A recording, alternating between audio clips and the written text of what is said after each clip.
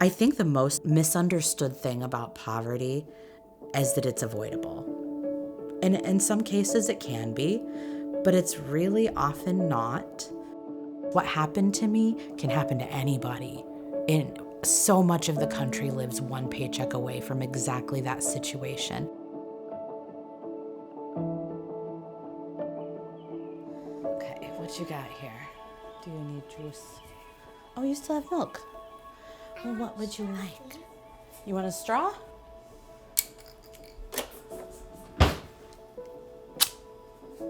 Hiya. And again, still not eating the donuts. How about mini muffins? Before Circles, I was struggling a lot.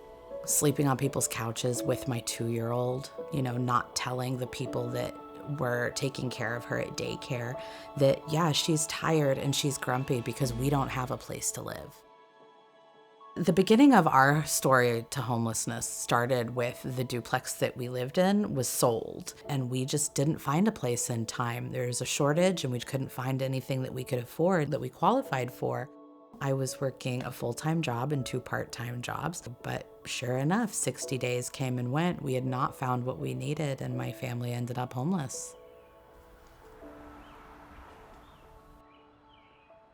It's weird looking back through photos from this time period because it all feels like a lie. We're happy, we're smiling, we're doing our regular, our normal stuff, and you can't tell that inside of our house everything was falling apart. Being homeless doesn't mean unhappy, it just means in crisis. So we were still able to do a lot of normal things, things where everybody's having a good time and nobody knew that that was the struggle that we were facing. That's the real face of reality in this type of situation. My daughter started school sleeping on a couch. We were living in my former coworker's mom's basement.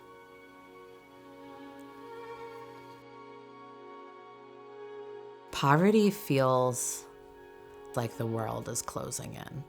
It feels lonely.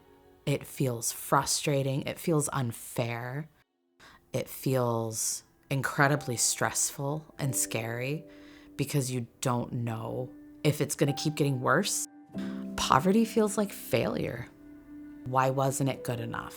Why isn't my work enough? Why am I not being compensated in a way that I can survive on what I'm making? I never believed that if I was really working full-time, more than a full-time job, that we would actually be homeless. I never thought that it would happen because I had always felt like if you try harder, you'll get there.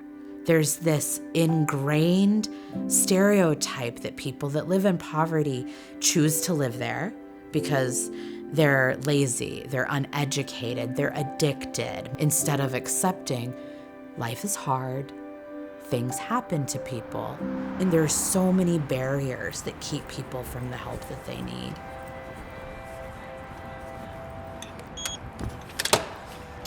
Currently, for my job, I work with a lot of different types of people that are in different situations. This is a woman who is moving right now. She has 10 days left on her voucher, so she's one of my hot priorities right now because if her voucher expires, then we start over. Essentially, what I do is I help people establish housing vouchers. A lot of my clients are veterans. A lot of them are individuals who are on a fixed income. This is a new client file. This is the amount of paperwork that it requires. I've been working with this individual for 4 months, and she is just now into her place, has her inspection, and is having her payments released. And this is not a huge file. This is really, really representative of what it looks like for people. This is a briefing packet. I understand how easy it is to just get frustrated and walk away. There are people with language barriers, people with all different types of physical and emotional and mental needs. And it's just so easy for people to fall through the cracks without some kind of relational support, some type of, caseworker, or even just friends that care enough to say, hey, did you remember to send that paper in?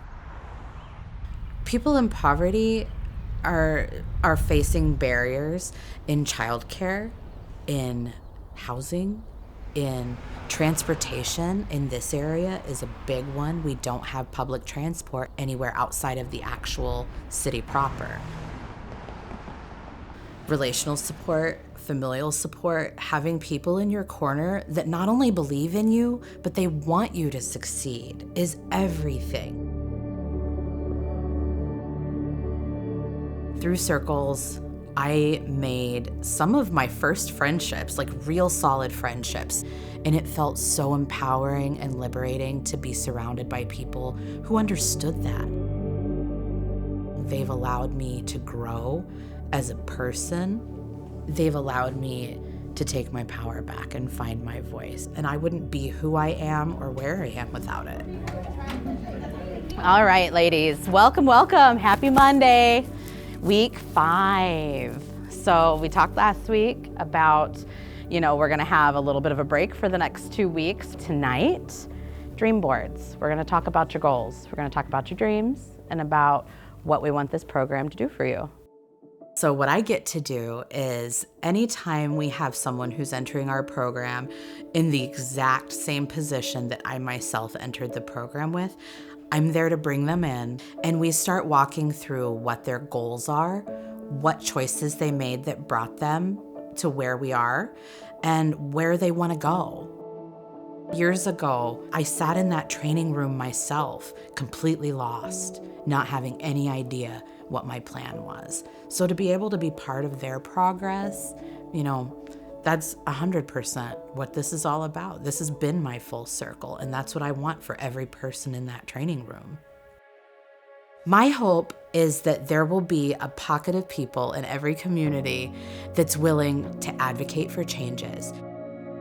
Your advocacy is the way to systemic change, because the more eyes you have on these problems, the closer we get to a solution. Ultimately, as a community, as a nation, we have to decide that we deserve better. That's the key to advocacy. That's the key to change. My legacy is going to lie in circles. There's no question. That's where I throw my most energy and everything.